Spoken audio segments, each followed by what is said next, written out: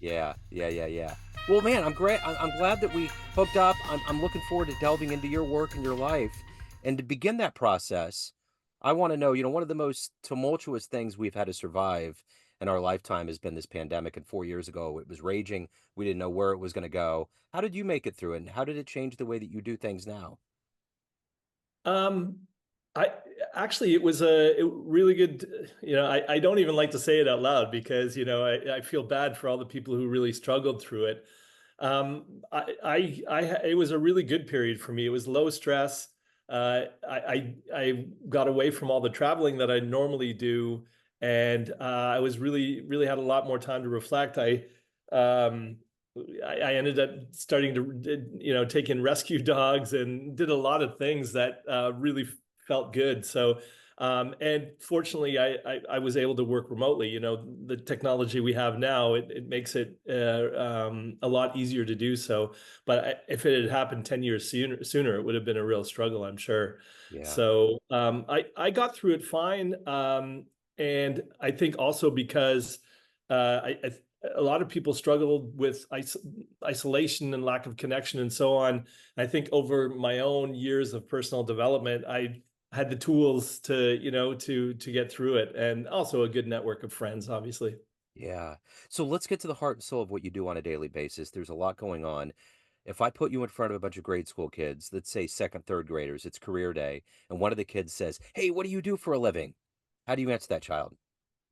I would sum it up by saying I help people find their own highest potential. And I do that by helping them work through the thinking habits and beliefs that they have in order to, break through some of the roadblocks, let go of their limitations, and really help them discover sort of what's within them in terms of potential. And I do that for a wide range of um, people, regardless of their profession. But also, just a year ago, I started working with youth. I started working with sort of 16 to 20-year-olds to help them kind of on their journey. So yeah, it's this helping people really make the best of their lives. So, what did you want to be in the third grade? What was your dream? I Back at that age, I was thinking of being a pilot, an astronaut, things that no longer. Well, that very quickly faded. And then as a teenager, I wanted to be a rock star. I wanted to be a writer, and then some of those things being let go of the real. I didn't find it realistic to be a writer or a musician, and so I let go of those things. And now I'm kind of circling back, not so much to the music side of things, but certainly to the writing piece. I find that super fulfilling, and now I really have a lot to say and a lot to write about. So, take me back to your childhood. What were the seeds that were planted for you to love writing and to be a coach and to help people get to better places? How did this evolve and harvest into who you are today? I don't think those seeds were the seeds that were planted when I was younger were more the challenges that I went through. Writing was a real outlet for me, and I think what got me on this journey of personal development was really I hit a real low point in my early 30s when externally everybody thought I was doing great, and then I finally broke down and got some therapy where we looked back to my childhood, and there were signs of depression going back to the second grade when I was 7 years old. And so I think the seeds that were planted were just the sort of inner struggles that I had, that I just kind of thought, am um, I thought I was chronically lazy, or I thought I had some other deficiencies, and so I really thought poorly of myself. And I think that journey of learning that those were just false assumptions, and habits of thinking about myself that had developed over the years and then stayed with me in sort of the early adulthood as well, until I kind of got to the point where I said, either I change or I just can't go on with this life. And I think for a lot of people, whether it's trauma or whether it's just kind of the challenges that they don't feel equipped to deal with, a lot of those seeds are planted in childhood. So I think it was the struggle that was planted first and foremost. For sure. So who's been a hero for you? Who was the hero that's kind of led you to this point today? Well, I have quite a few of them. I think the where I anchored myself a lot was in my early childhood. I spent a lot of time with my grandparents, and my grandmother was this extremely positive woman. And I think when there was sort of that one little glimmer of hope and believing in myself, she was the one who instilled that in me. So I think she's probably the first and the person who stuck with me the longest. Um, but I've just had so many great people around me. So it kind of depends on where and when. From I used to coach high school basketball, and that was partially inspired by a grade 10 basketball coach that I had. So there's a pretty long list. But it started, I'd say, with my grandma because she was just such a positive light in my life for a short period, but for a really good period. So if you could meet one person alive on the planet right now that you find fascinating, interesting, who would that be? Who would you love to meet? To meet uh, someone who's alive today. Um, We could open the door to ghosts. yeah, I have so many. As I got older, I got really interested in philosophy. So there are a long list of philosophers that I would have loved to meet. But someone alive today, someone like the Dalai Lama, someone who really embodies a lot of wisdom, and really displays that in the way they approach life and interacting with people. So yeah, I think he's one of those people that I think I'd love to meet. So what is the motivation for you every day to wake up to do the work that you do? You have to give a lot of yourself, and you also have to hold some back to evolve as a human yourself. What is that collective gas in your tank every day to do the good work you do? I think one of my fears is that I will not achieve my own potential. And so when I work with people, I always get something out of it as well. So it's a combination of I think no matter how much success I have in life, if I'm not able to pass that on, it won't feel like a success for me.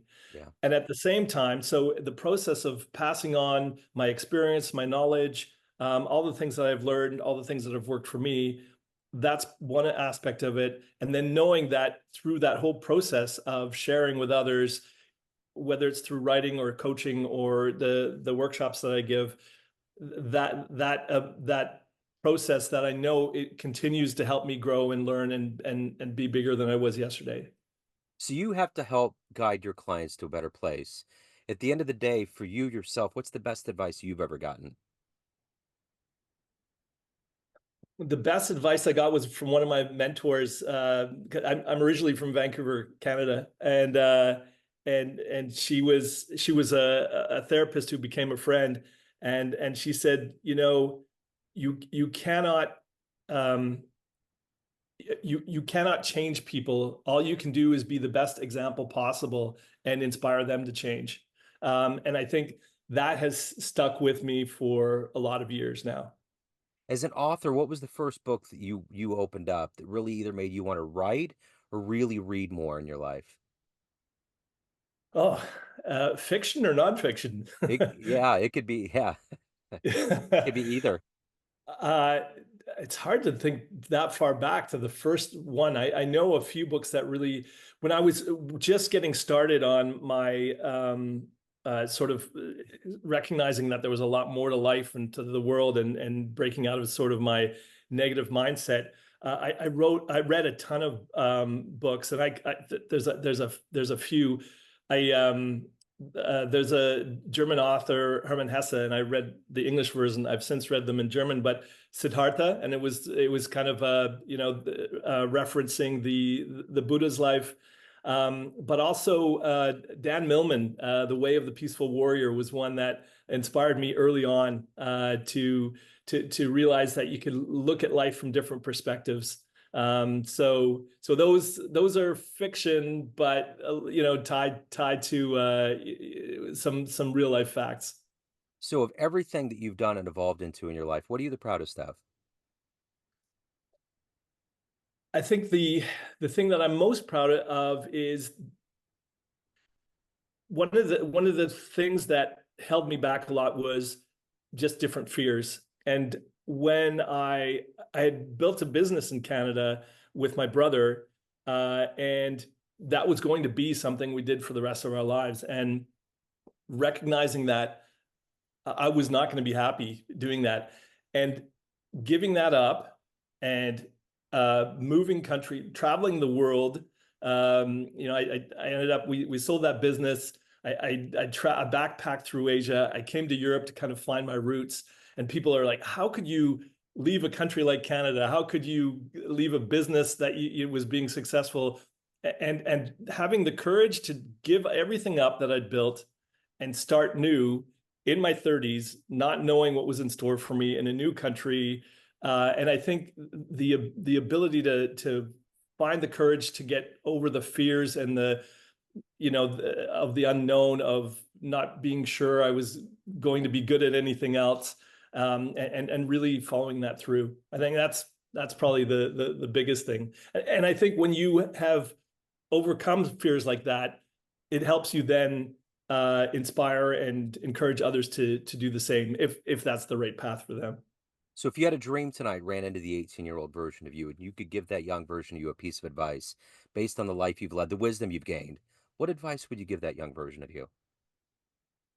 Don't believe everything you think.